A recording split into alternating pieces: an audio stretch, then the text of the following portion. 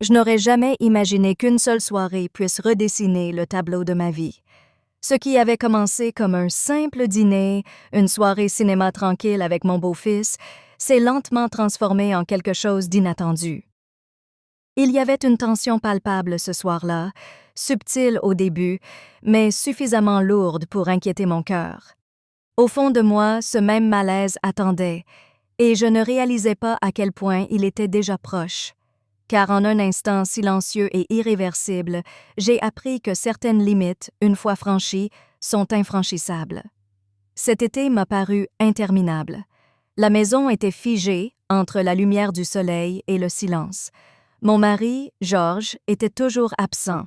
Un autre voyage d'affaires, un autre appel tardif qui semblait trop anodin pour être questionné.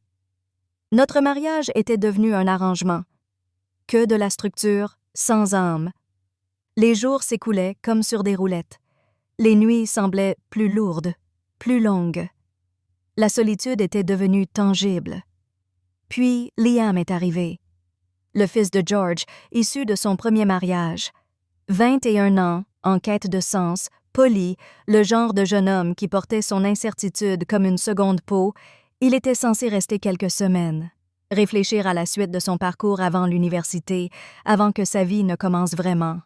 Au début, nous étions juste deux personnes partageant le même espace, des conversations anodines autour d'un café, des rires devant de vieux films, des matins paisibles emplis du seul bourdonnement de la maison.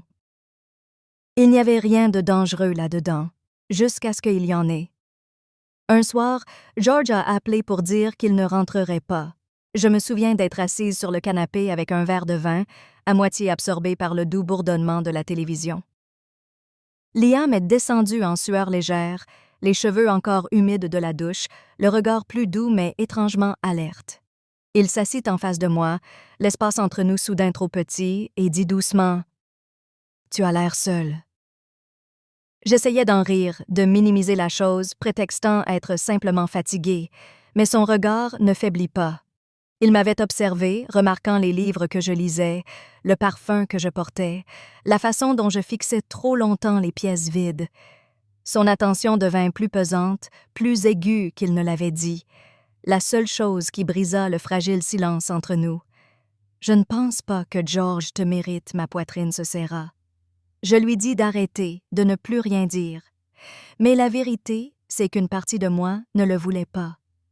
Cette partie était endormie depuis des années, affamée de chaleur, désespérée d'être vue.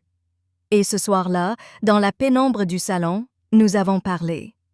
Nous avons vraiment parlé des choses que nous avions tous les deux enfouies trop profondément, son besoin d'appartenance, m'a lentement effacé. La conversation s'est transformée en confession, et la confession est devenue quelque chose de plus dangereux. Quand il a pris ma main, je suis restée immobile. Quand il a murmuré mon nom, ma résistance a tremblé. Quand ses lèvres ont touché les miennes, le monde s'est tu. Le matin est arrivé avec sa lumière cruelle. La culpabilité s'est infiltrée partout, plus lourde que la nuit précédente. Je me suis dit que c'était une erreur, quelque chose que je pouvais oublier, mais Liam ne m'a pas lâché. Un contact sur mon bras alors que je le croisais dans la cuisine. Des mots pliés glissés dans ma paume.